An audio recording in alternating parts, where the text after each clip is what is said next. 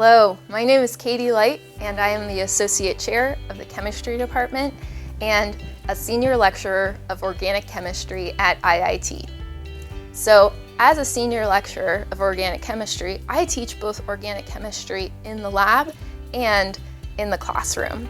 And what I do is I really pair the two together to enhance what you're learning in the lecture, to get hands-on experience with the principles that you're learning in the lab.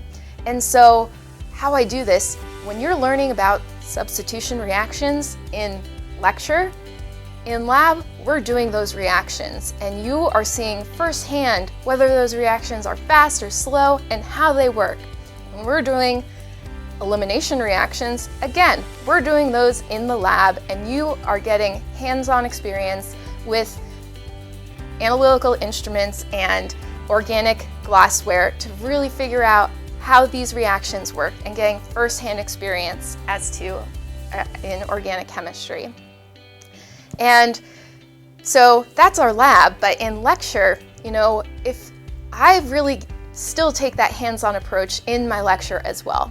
During office hours, many students come and I will give you one-on-one attention to really help you master organic chemistry. I love organic chemistry so much and I am so excited to share my love of organic chemistry with my students.